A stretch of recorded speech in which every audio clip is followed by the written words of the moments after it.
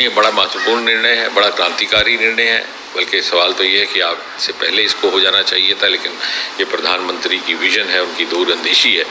और जैसे आपने ठीक कहा कि इससे ईज़ ऑफ लिविंग भी है, ease of recruitment process, ease of job placement. क्योंकि पहले क्या हुआ करता था कि भारत सरकार में लगभग ऐसी 20 रिक्रूटमेंट एजेंसीज़ हैं जो समय समय पर अलग अलग वक्त पे अलग अलग अवसरों पर अपने रिक्रूटमेंट के प्रोसेसेस चलाते हैं, साल भर अलग अलग सेंटर्स पर। तो हर व्यक्ति के लिए, हर युवा के लिए ये संभव भी नहीं रहता कि वो हर जगह अपने आप को उपस्थित कर सके। विशेषकर 3 वर्ग मैं ये कहूँगा। पहले तो वो जो आर्थिक तौर पर इतने मजबूत नहीं रहते, उनके लिए ये संभव नहीं होता और कभी कि वो हर जगह अपने आप को उपलब्ध कर सकें, क्योंकि उसमें कुछ खर्चा भी दरकार है।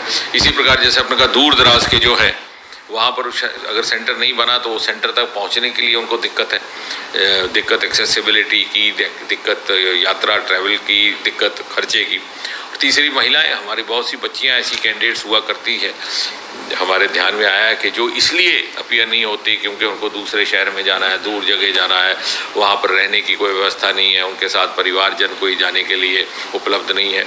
तो इस तरह से हम एक तो देश भर में पहले चरण में 1000 सेंटर कायम करेंगे और हर ज़िले में, लगभग 700 ज़िले हैं भारत में, एक न एक सेंटर अनिवार्य तौर पर रहेगा।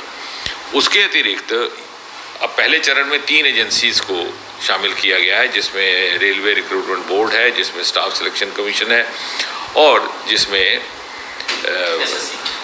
बैंकिंग सेक्टर है। तो ये सारे नॉन गेस्टेड जो जॉब्स हैं, लगभग 1.5 लाख हर साल निकलते हैं और उसके लिए अप्लाई करने वाले युवाओं की संख्या लगभग 2.5 करोड़ रहती है। अब ये जितनी भी संस्थाएं हैं, ये अलग अलग चरणों में अपना सिलेक्शन करती है कि इनका बेसिक टेस्ट होता है एलिजिबिलिटी, प्रीलिमिनरी, वो जो उसमें उत्तीर्ण हो जाता है, पास हो जाता है, फिर वो उसको ले जाते हैं अगले चरण के लिए।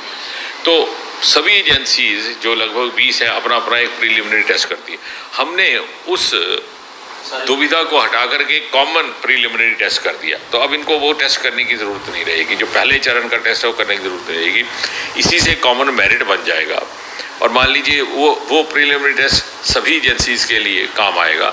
उसके बाद जो दूसरे चरण का है, उदाहरण के तौर पर अगर रेलवे बोर्ड वालों को अपने लिए कोई अधिकारी चाहिए, कर्मचारी चाहिए, तो उस मेरिट लिस्ट का उपयोग करते हुए वो देख लेंगे कि कौन से उनके अनुकूल हैं उम्मीदवार कैंडिडेट, और कैंडिडेट को भी ये आज़ादी रहेगी फैसला करने की उसका झुकाव किस लिए है, उसकी जो क्वालिफ़िकेशन है, जो उसकी शिक्षा दीक्षा है, जो उसका प्रशिक्षण है, वो किस प्रकार के जॉब के लिए अनुकूल है, और उस प्रकार वो सेकंड फेज़ में एंटर कर सकता है, सेकंड फेज़ सिलेक्शन में। इससे पैसा भी बचेगा, सरकार का भी और कैंडिडेट का भी, सुविधा भी आएगी और हर कैंडिडेट के लिए हम शुरू में 2 इस तरह के सिलेक्शन परीक्षाएं रखेंगे साल में, जिसका अर्थ ये हुआ कि यदि कैंडिडेट से समझता है कि उसको दूसरी बार अपीयर होकर के अपना मेरिट इम्प्रूव करना चाहिए, तो उसको उसका भी मौका मिलेगा। और जब तक उसको एज रिलैक्सेशन की सुविधा रूल्स में है, तब तक वो अपीयर भी होता रहेगा। नहीं सर, अब ये सवाल आता है कि अगर ये computer based online recruitment test है, तो इससे गांव वाले कहीं वंचित तो नहीं रह जाएंगे, जो लोग इतना आसान नहीं पाते हैं कंप्यूटर के साथ?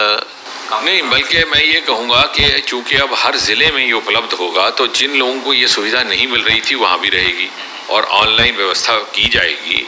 और इसके लिए जो नेशनल रिक्रूटमेंट एजेंसी के अधिकारी हैं, जहाँ जहाँ आवश्यकता हुई उसके लिए कोई जागरूकता के कार्यक्रम करने की, अवेयरनेस की, उसके भी किए जाएंगे। और प्रदेशों से भी आग्रह किया जाएगा, राज्य सरकारों से भी, कि वो भी इसी लिस्ट को अपनाएं। जैसे अब उदाहरण के तौर पर नीट की लिस्ट है, जो हालांकि वो एडमिशन प्रोसेस है, जॉब नहीं है, लेकिन कॉमन लिस्ट बन जाती है मेडिकल कॉलेजेस के लिए। इसी प्रकार IIT NITs के लिए कॉमन लिस्ट बन जाती है। तो प्रदेशों से भी हम ये आग्रह करेंगे कि वो MOU साइन करके नेशनल रिक्रूटमेंट एजेंसी के साथ इस लिस्ट का उपयोग करें। उनका भी खर्चा बढ़ेगा, उनका भी एक्सचेकर को इससे लाभ रहेगा और सुविधा भी रहेगी, जो व्यवस्था करनी पड़ती है, जो बजट उसमें दरकार होता है। साथ ही साथ आगे चल कर के मेरी तो ये कल्पना है कि प्राइवेट सेक्टर भी इसका उपयोग करे। फाइनली सर, कितना वक्त लगेगा और पहला टेस्ट आप कब शुरू कर पाएंगे, अगर हम कॉमन एंट्रेंस टेस्ट की बात करें? ये व्यवस्था शुरू हो चुकी है। अब हमें नेशनल रिक्रूटमेंट एजेंसी का एक कार्यालय स्थापित करना है जो दिल्ली में रहेगा। उसके एक चेयरमैन होंगे जो भारत सरकार में सचिव सेक्रेटरी के लेवल के एक अलग अफसर रहेंगे। बहुत बहुत धन्यवाद। तो